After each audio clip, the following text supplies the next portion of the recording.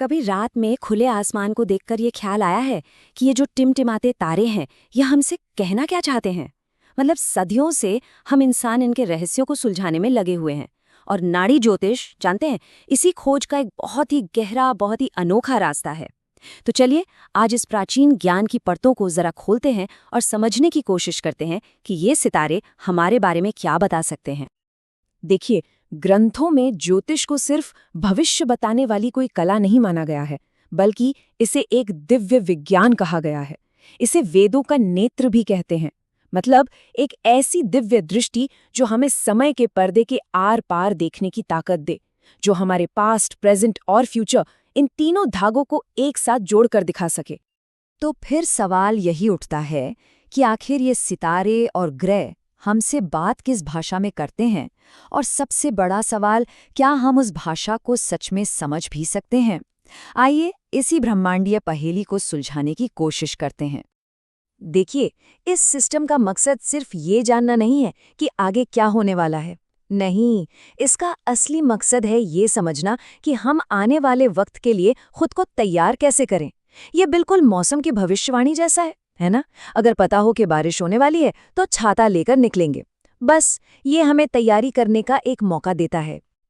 अब इस भाषा को समझने के लिए सबसे पहले हमें उस विशाल स्टेज को समझना होगा जिस पर यह पूरा कॉस्मिक ड्रामा चल रहा है, मतलब खुद ब्रह्मांड की बनावट को। इस स्टेज का जो बेस है वो है राशि चक्र, जिसे हम ज़ोडियाक भी कहते हैं। बस ऐसा समझिए कि आसमान में एक 360 डिग्री का गोल स्टेज है, और इसी स्टेज पर हमारे जीवन के सारे ग्रह अपना अपना रोल प्ले करते हैं और हमारी कहानी को एक शक्ल देते हैं। अब इस बड़े से स्टेज को 12 बराबर हिस्सों में बांटा गया है, और इन्हीं को हम राशियां कहते हैं। मेष की एनर्जी से लेकर मीन की गहराई तक हर राशि इस कॉस्मिक ड्रामा का एक अलग सीन या सेट है, जो ये तय करता है कि उस हिस्से में होने वाली घटनाओं का मूड कैसा होगा। पर रुकिए, कहानी सिर्फ इन 12 राशियों पर ही खत्म नहीं हो जाती। एक और रहस्यमयी नंबर है जो इस पूरे कॉस्मिक मैप को और भी ज्यादा डिटेल और गहरा बना देता है, और वो नंबर है 27। ये है 27 नक्षत्र। अगर राशियां किसी शहर के बड़े बड़े इलाके हैं, तो समझिए कि नक्षत्र उन इलाकों के अंदर की खास गलियां या मोहल्ले हैं।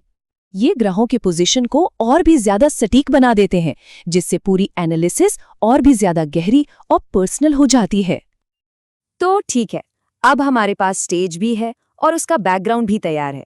तो अब बारी है इस नाटक के मेन कैरेक्टर्स से मिलने की, यानी 9 ग्रहों से। और हाँ, नाड़ी ज्योतिष में इन्हें सिर्फ आग और गैस के गोले नहीं समझा जाता, बल्कि इन्हें ऐसे किरदार माना जाता है जिनकी अपनी कहानी है, अपनी पर्सनैलिटी है और अपने इरादे हैं। हर ग्रह का अपना एक फिक्स रोल है, जैसे कोई शाही दरबार लगा हो। सूर्य है राजा, जो अथॉरिटी और आत्मा को दिखाते हैं। तो चंद्रमा है रानी, जो हमारे मन और इमोशंस को दर्शाती हैं। मंगल एक जोशीला कमांडर है, तो शनि एक धीमा लेकिन गंभीर सेवक। बस इनके यही रोल इनके असर को समझने की चाबी हैं।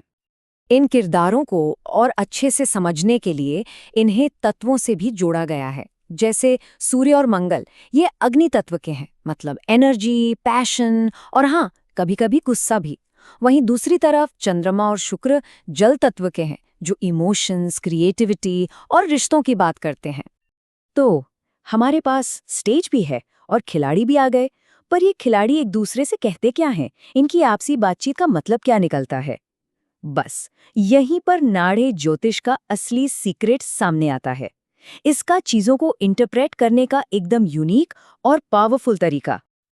देखिए, ज्योतिष के ज्यादातर सिस्टम्स इस बात पे फोकस करते हैं कि कौन सा ग्रह किस घर या भाव में बैठा है, लेकिन नाड़ी ज्योतिष का पूरा ध्यान ग्रहों के आपसी कनेक्शन पर होता है।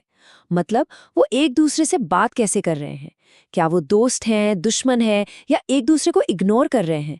उनकी यही बातचीत असल में हमारी किस्मत की स्क्रिप्ट लिखती है। तो फिर इसकी एनालिसिस होती कैसे है? समझिए, ये एक 3 स्टेप का प्रोसेस है। सबसे पहले आप मेन प्लैनेट यानी कारक चुनते हैं। जैसे मान लीजिए करियर के बारे में जानना है, तो शनि को चुनेंगे, जो प्रोफेशन का कारक है। दूसरा स्टेप, आप देखेंगे कि कौन से दूसरे ग्रह शनि को देख रहे हैं या उसके साथ हैं, और तीसरा, आप इन सभी ग्रहों की क्वालिटीज को मिलाकर एक पूरी कहानी बना देंगे। जैसे अगर राजा सूर्य शनि को देख रहा है तो हो सकता है ये सरकारी नौकरी या किसी अथॉरिटी वाली पोजीशन का संकेत हो। तो ये सारे एलिमेंट्स मतलब कॉस्मिक स्टेज, हमारे 9 खिलाड़ी और उनकी ये खास भाषा, ये सब मिलकर एक डॉक्यूमेंट में सामने आते हैं। एक ऐसा नक्शा जिसे हम सब जानते तो हैं, लेकिन शायद आज उसे एक नई नज़र से देखेंगे। और ये डॉक्यूमेंट है कुंडली। ये कुछ और नहीं, बस आपके जन्म के पल का, आसमान का एक स्नैपशॉट है। ये उस एक पल को हमेशा के लिए फ्रीज कर देता है और ये रिकॉर्ड करता है कि उस लम्हे में कौन सा खिलाड़ी किस रोल में, स्टेज के किस हिस्से पर खड़ा था। राशि चार्ट हमें बिल्कुल यही दिखाता है कि आपके जन्म के वक्त कौन से ग्रह यानी खिलाड़ी किस राशि यानी स्टेज के किस हिस्से में मौजूद थे। इसी नक्शे को देखकर एक नाड़ी ज्योतिषी ग्रहों की इस आपसी बातचीत को पढ़ पाता है और आपके जीवन की जो यूनिक कहानी है उसे परत दर परत खोलता है। और आखिर में ये सब हमें एक बहुत गहरे सवाल पर लाकर खड़ा कर देता है। क्या ये चार्ट सिर्फ आने वाली घटनाओं का एक रोड मैप है, या फिर ये खुद को समझने का एक पावरफुल आईना है? क्या ये हमें हमारी ताकतों और कमजोरियों को पहचानने में मदद कर सकता है, ताकि हम एक बेहतर और ज़्यादा जागरूक जिंदगी जी सकें? शायद असली जवाब इन दोनों के बीच में ही कहीं छिपा है।